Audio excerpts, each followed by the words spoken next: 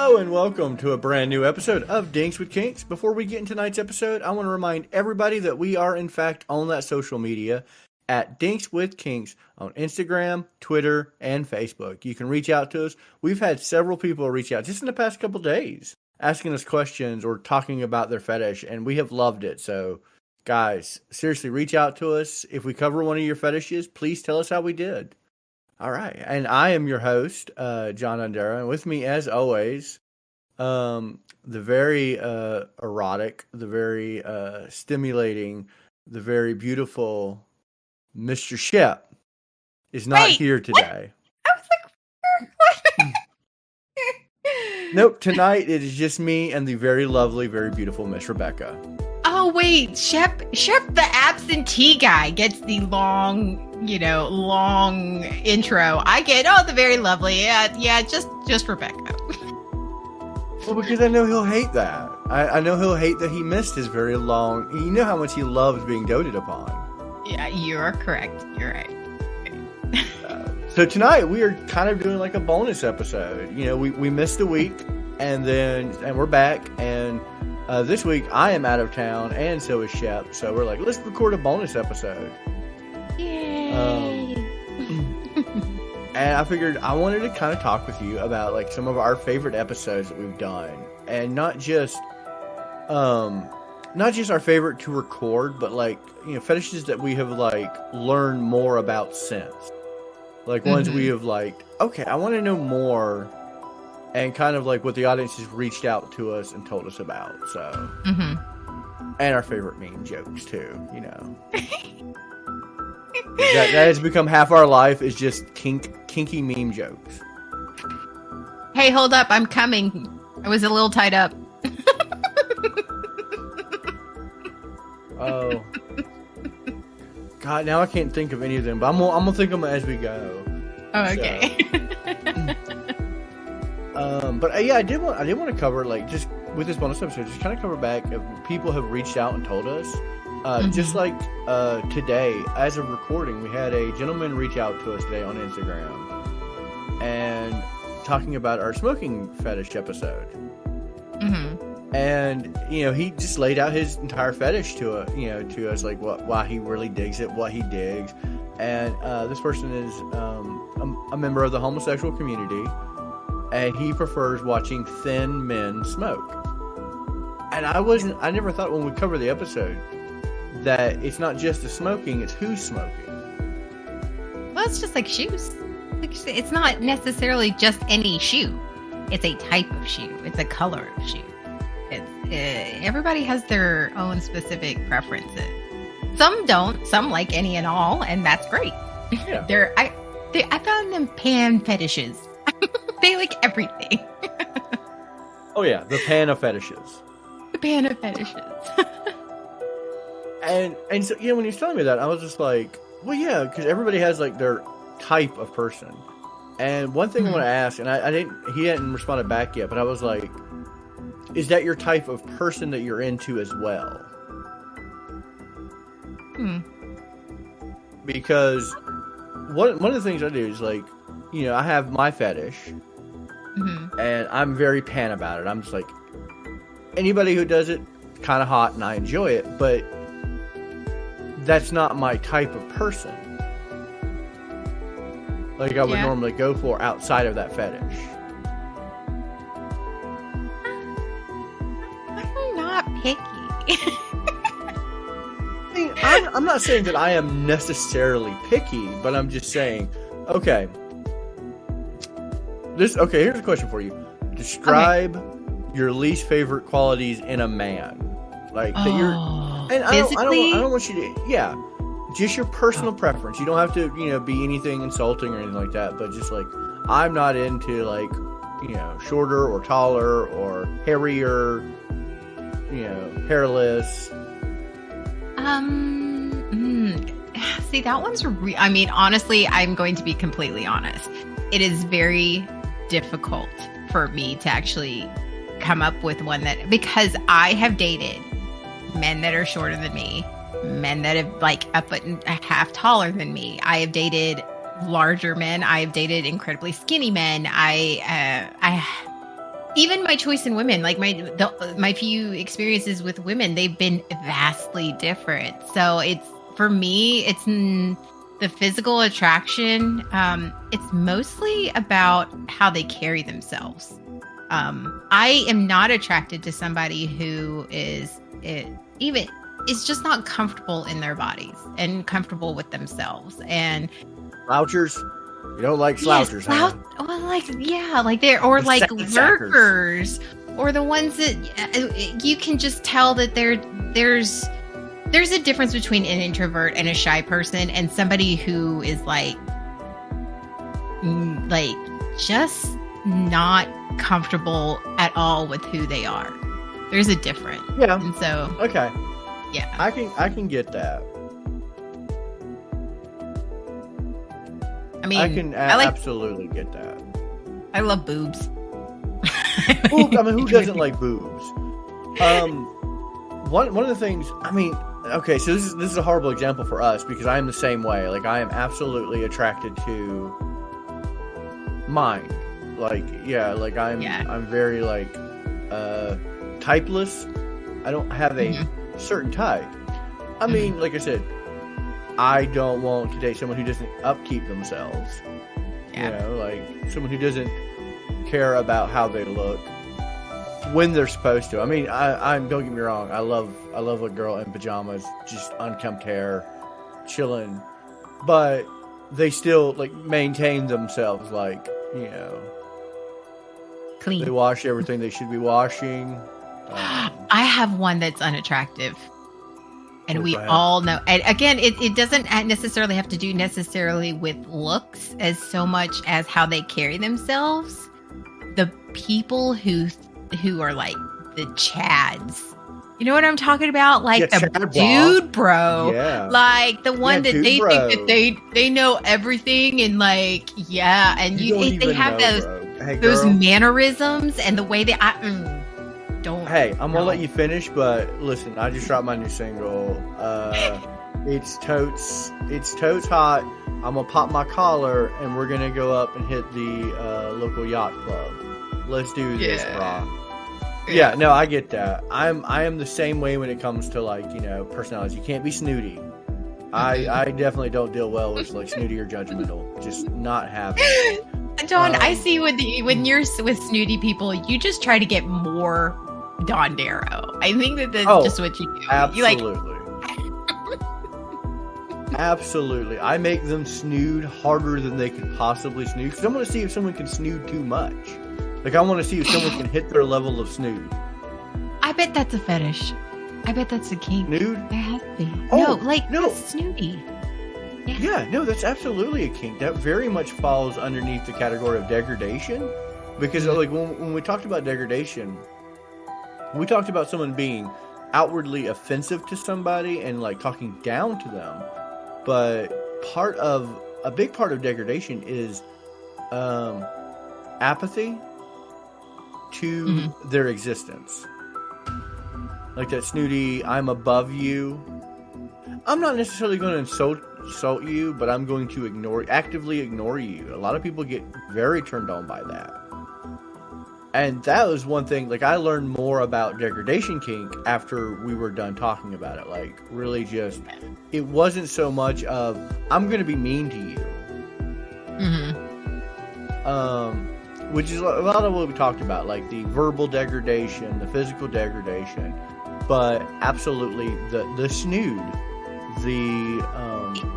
and degradation. Like, that's the thing is, we talked about the basics of degradation, like the mean, but degradation is like all sorts of variations and sort of sprinkled in a lot of different kinks and you know, and levels and spectrum of that. Yeah, I mean, don't get me wrong, I am very into a very select section of degradation, and it's not even a negative one. It's more of a selfish one. Like, I am very much into being used sexually. I was just talking about that today. Yeah. I was just talking about how you and I had that conversation about, like, being used as a fuck toy. And I was like, after you talked about it, I went, you know, that makes a lot of sense. Yeah. I don't want you to be mean to me about it, but I like the fact, like, it's not even degradation because it uplifts. Is that I'm attractive enough that you want to use me to get off. I know. I feel like as a person who wants to please their person, I think that that's what I would want to. Yeah, it is absolutely one of those things where when you're with a partner and they're like, I'm just gonna get off on you, like using your genitals to get off with, or using your face to get off with because of your skill, still falls into the category of degradation. But I'm sorry, that's kind of flattering. It really is if you think about it. It's it it is. Yeah. And I'm like, okay, there you go. There is my connection to degradation. But it's degradation, but it's also a little bit of praise. It is. Like, it's that wonderful mix of both. It's the peanut butter and jelly. Like, use me to get off and use me as your fuck toy. But I am so good that you want to use me. Yeah, like that. Yeah.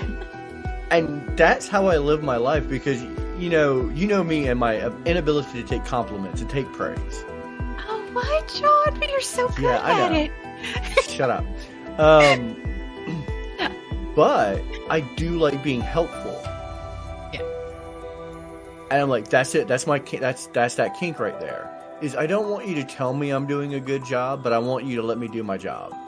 Like, let me do the crazy shit. Just don't tell me how good it is. I didn't realize how deep my praise kink went. Like, really, I didn't realize how deep it went until I was like, we went over it and I was vastly aware of it. Like, it's just one of those. So when I complimented you the other day for coming up with the BSBN logo and you got a little flush, were you aroused? Shut up!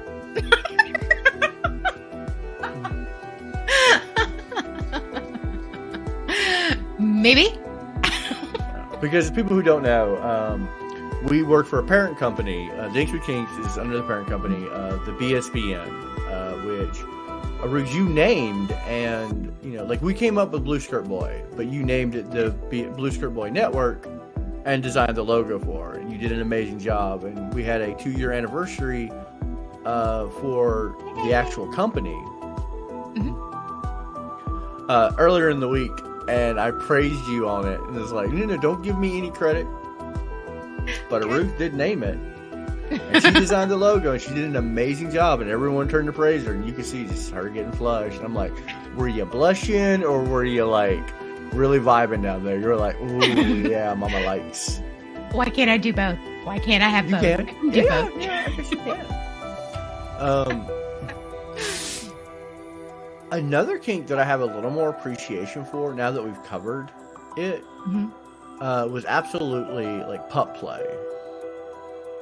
And like seeing how it evolved from one of those. Because like, we talked about a little bit on the episode, but I dove deeper. Because a lot of times we're doing these so quickly that we don't get to research for as long as we want. And then like with the pup play, seeing how different aspects came together, like a little bit from this kink pile, a little bit from this kink pile, and it all kind of harmoniously synced up into pup play, where it is what I like to call the Frankenstein of kink.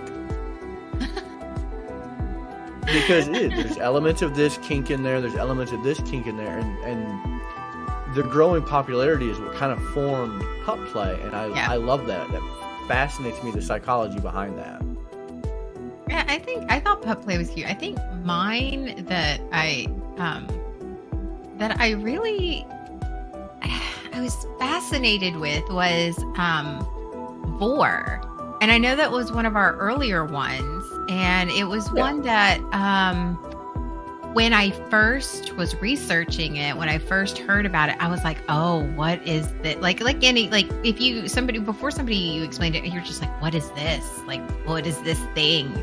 And the more I researched, what's this? What's this? There's eating everywhere. And, like, people like to be consumed. What is this? Like, what is all this? But when we got into the kink and you got into the psychology of it, and we really dove down into everything that was connected with it, I was like, I can actually, may not be my kink, but I understand it now. And it's actually a very, like, as a sub, and I get all this, and it was very much, I connected with it. And I think that was my one where it really sort of opened the door for me to say, even though I may not be into it, I really need to come at it with an open mind, because I might be more connected to it than I think. And so that was a big one for me. Let's talk about, while I'm pulling up my next one, I don't know if we've ever talked about this on the podcast, but the reason you wanted to come on to Dinks with Kinks. Because like I said, we were doing the vore one, and you're like, oh, I get a better appreciation for it, but there was an episode that we did that made you go, I really want to be on this podcast because I have that understanding now, and I'm like, I want to be a part of that. The quicksand one. It was a quicksand one. It was, one, because it was something that it was not a mainstream kink, and the way you explained it, it was educational, and it wasn't just, oh, I have this weird kink, here's all this porn. It was like, here's why I'm into it, here's all these things, and it was advocating for your fetish, and it was advocating it in a way that wasn't like, I'm this weird guy in the basement and I'm into quicksand. It was very much, I was listening. So let me note, very important note, I am the weird guy and I do stay in a basement. So, and I have a quicksand fetish. Those are all facts, but you explained it to where I'm like, I'm willing to try that. I want to try that. Like it was something I didn't know anything about. And at the end of the episode, I was like, you know what? I may or may not be into it, but that's something I'd be willing to try. And I wanted to be on it because Dinks with Kinks is about addressing these fetishes and these kinks that so many people are, and you were the same way, feel like they have to hide because they think that they're strange, and they think that because they are sexually attracted or they get turned on by a certain thing, that they're weird or whatever. And we approach it, and you approached it from the very beginning as, it's okay. It is okay to be sexually aroused by these things, and we're going to talk about it, and we're going to make it just a respectful, normal conversation. And I think a lot of people appreciate that. I appreciate that, and so that's why I wanted to be on. I will be a part of that. No, and that's why we wanted to start it. And we've had most of the people who've reached out to us on social media, and they have been great. And I want to encourage that. If you're listening to this podcast, first off, rate it. That helps us a lot. Tell all your friends. If you're a member of the kink community, share it. Help us gain followers so we can reach more people. But everybody who's reached out and messaged us has just been like, you guys made my fetish seem very normal. Even if it wasn't y'all's fetish, you approached it in such a manner of, let's just talk about the science of it, or let's just talk about the psychology of it, or the hard facts. There was no air of judgment to it, and we were just like, here's the things are. But we're also positive about it. I mean, I can't count the fetishes that we've talked about that I have no interest in personally, but I have a ton of interest in them for what they are. They're amazing. They're fun. Balloons. I remember that one listener, he reached out to us and he's like, thank you for touching. But I was like, balloons? I'm not it's a great fetish. I'm not into it, but it's awesome.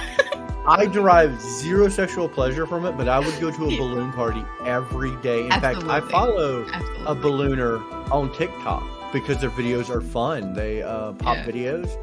It helps that they're very attractive and wear pantyhose while they do so. So I'm kind of like, oh, imagine. But I'll watch the ones that don't involve that because the ballooner videos are amazing. They're fun. They're popping them with their feet and they play all these games. And I'm like, this is just the most fun fetish ever. And that's a lot of these fetishes.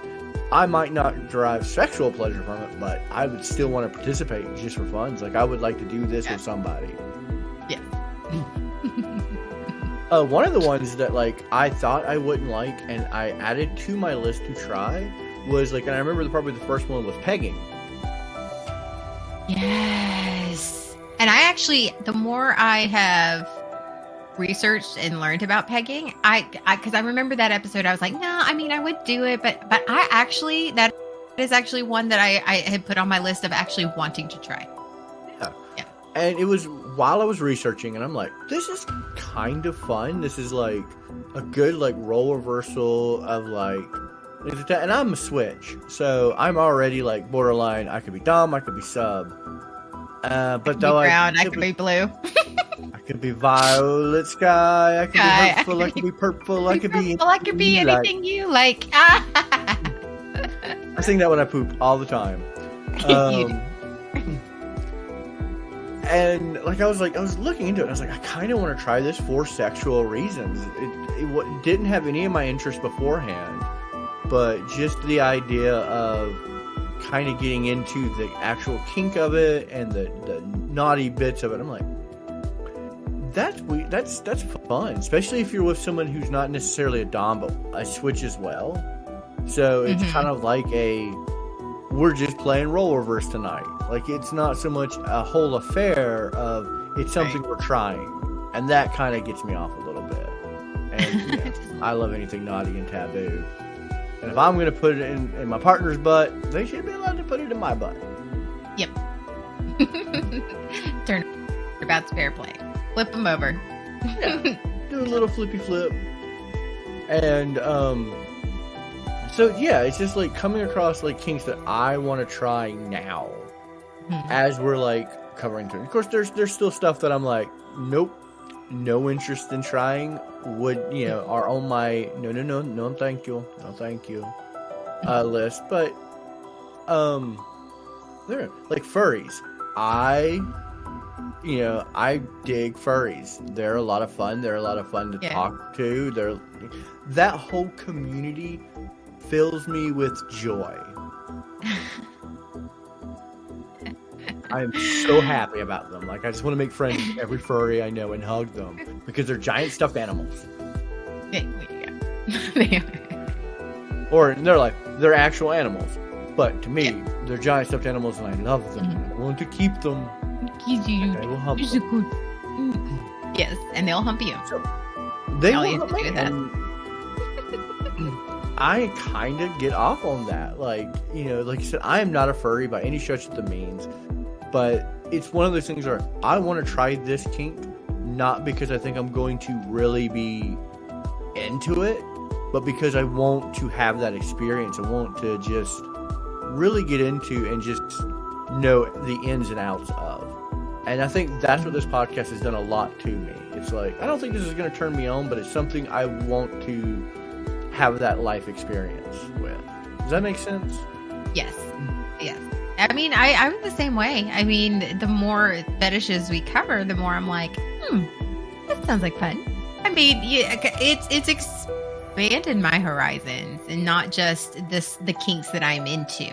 And it's one of those, you get sort of like anything, you get sort of comfortable in your certain kink and your certain sexual, like, you're not like, oh, I'm going to try new things. And then, but this podcast for me is like, okay, we're going to force you to research all of these things, especially as a sub. What's a sub? Like, what are you into? Yeah. Like, let's try some different things. And that's honestly what this has done for me, is open my eyes in my level of exploration, because some of these things I would never ever talk, would try naturally if I didn't have a podcast. Like the way we select our kinks every well, I'm sure our audience is familiar with, but we put them randomly on a wall and we pick them. We've actually now started letting our audience pick them. I mean, we've always done that too, because our audience can come and suggest things. We've done that in the past. Now we have a live stream. I love how you paused there. Our audience come and they come, and then they come tell us kind of what kinks they want us to cover. And now we have we do a live stream every Friday night at 10 p.m. Eastern on twitch.tv/thedondera. The link is in the description of the podcast. And we had our audience build our will. They looked up stuff. They, and we don't say audience, we say community, because we wanted to build this kink community where it's a safe, judgment-free zone. And I think we've really done that with the live stream. It's built an environment where people can come and talk about their kink. And people are like, that's awesome. That's not my kink, but I want to know more. Please tell me more. And they kind of guide what we talk about. We always say, what do you want us to talk about? Is there something you want us to cover? Do you have questions? What do you got? And they have been so amazing. Littles. We did so much on littles. Yeah. And you know what? You were talking about I didn't realize until we covered littles, until a member of our community, suggested we do littles because she's a little. And when we started going over littles, I went, holy shit, am I a little? I literally said that in our chat. I went, am I a fucking little? And they're like, if it looks like a duck. I was like, I don't know if I'm a little. I have little tendencies. I'm a little leaning. But I think a lot of us, especially on this podcast, and honestly, our profession, the entire company, we all have little leanings, because, like I said, if you catch me editing, I'm watching cartoons. Anytime that I'm having to do office work or anything like that, I got cartoons on the side. It drives my girlfriend. Too. She's like, "What are you doing?" I was like, "I'm watching cartoons," and she goes, "Ah, cool." Yeah. I thought maybe one of the kids left the television on. I'm like, nope, I put this on. And then I would start explaining to her. But she's amazing because she's going to throw me a Adventure Time birthday party. And I'm like, yay! I'm getting a little's birthday party. If you see my excitement over Squishmallows and anything stuffed and cute, the excitement that crosses my face. Oh, absolutely. Yeah. There's absolutely a little in all of us. At this company and on this podcast. Maybe not Shep, because I think Shep is timeless. I don't think he was ever a child. He's like Neb. Yeah. I think Shep was born an adult. Yes. And he just came out of his mother and be like, all right, I'm here. Okay, John, I have a question for you. All right, and since we're just, what fetish surprised you that I was into? Was there anything that surprised you that you were like, what? Hair. Or hair? Yeah. I didn't know it before we did the podcast. I mean, it's not something that people really talk about. And, like I said, the one thing that's always fun is covering our own fetishes. And we try not to, to harp on them. We'll cover them once as they land on the wheel, because we'll add our own kinks to the wheel. But yeah, I was actually shocked that your fetish for hair. Not shocked, but just wow, did not know that. Yeah, when I do have to admit, when it's just the hair episode, I was like, do you remember the time when they were all shaving their chests? And I remember going, why? Don't do it. Oh, absolutely. And you didn't even add that to the will. I added that to the will. And you were like, oh, I've got to tell you something. This is my fetish. Oh, I love hair. I do. Yeah, and so that was kind of new. What about you? What? Knowing me now, if you had not known my fetishes, what would be the fetish you'd be like, I can't believe you have this one?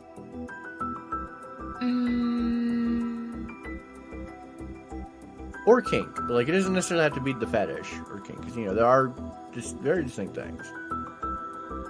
Honestly, I think you coming out as a switch. It wasn't even a fetish. I think it was just you coming out as a switch, because you were so very much you're a dom, you have that personality, and then you're when you came out as a switch, I was like, oh, well, I mean, I could see it. Honestly, that was a bigger coming out, I think, and a slower progression, because I'm also pan. Which I came out, and you came out as bi. We did it at the same time on a different broadcast, and it was completely just lackluster. It was like, I'm pan, I'm bi. Cool. All right, moving on. And yeah, it was just like, But I think the progression of me coming out as a switch was over time my own self-realization to it. And it was on this podcast because when we started it, it was two Doms, me and Shep. We're Doms. We're here. We're doming it up, being Dom stuff. Here we go. And I couldn't even tell you the episode where I finally went, y'all, I'm going to switch. It was actually later. It had to be later because it hasn't been that long. No, but I know it was in either at the end of season 1 or early into season 2. Yeah. Because I knew I was feeling those things. And I'm like, I think it was something I learned about myself as well, coming out and being like, I kind of want to experience, I want to experience enough of the sub life that maybe I am not the Dom that I think I am. Maybe I am in fact a switch, because I do enjoy being a Dom. I love being dominant. I love being in control. But it's also fun to be like, I could be somebody's bitch. I'd be all right with that. I think this podcast actually confirmed, because I always, before, I knew I was a sub, but I had questions because I am such a dominant personality outside, and I was thinking, I'm definitely like a switch. But the longer we're in this, I'm like, no, I'm for sure a sub. I'm like, put me on my knees, I'll call you daddy. Like, oh, absolutely. But that's it. That's this podcast, and that's what our goal has always been for our audience too, is find out stuff you didn't know. We've had several audience members tell us, even some coworkers tell us, I was not aware I was into that until I listened to the episode, because they just listened to the whole podcast. And they're like, okay, yeah. One of our BSBN members, I remember very distinctly, he messaged me. He goes, I think I'm into belly buttons. Like, oh, really? Do tell. Did he? He's like, yes. I was like, oh. I was like, why? He's like, because I was interested when I started listening to the episode, and by the end of the episode, I was thinking, shit, I think I'm into belly buttons. Well, that's it. How do you know you have a fetish, or how do you recognize it if it's something? And like I say, observing, like I will say this, I've kissed on my girlfriend's belly button. Like, I've gone down, and like multiple partners, I've gone through the belly button and whatnot. And if I had that fetish, I may not be aware that I had that fetish up until the point someone said, this is a fetish. And we've had audience members come to who have partners who have this fetish, and they're like, is this a real fetish? Is this like something that's legit? I want to kind of talk more about this as a partner. And I was like, okay, here we go. Let me lay this out for you. First, I sent them the episode. I was like, check this episode out. Kind of like listen to that. And then just, yeah, it is a fetish. People have that. If it exists, it doesn't have to be sexy. If it exists, somebody has a fetish for it. That being said, this has been a lot of fun, but we are at that time. We've got to spin the wheel and say goodbye, and we're going to surprise Shep with what we're talking about next week. Oh, okay. I think we have like 2 things left. He does. Yeah, there's no way he's listening to this podcast. No. That would break my brain if you came back and be like, I heard what you said about me. I'm like, you didn't listen. Someone told you. Yeah. But we honestly have 2 things left. And I kind of want to do one as its own like introduction into season 3. So instead of spinning the wheel, we're going to go with the one that is not going to be the intro for season 3, but we're going to go with a good story time. A little bit of erotica? Spinning a yard. Erotica. I was so excited. We're going to talk about erotic literature. And I mean, I'm talking everything to the word, the meaning of the word smut. Yeah.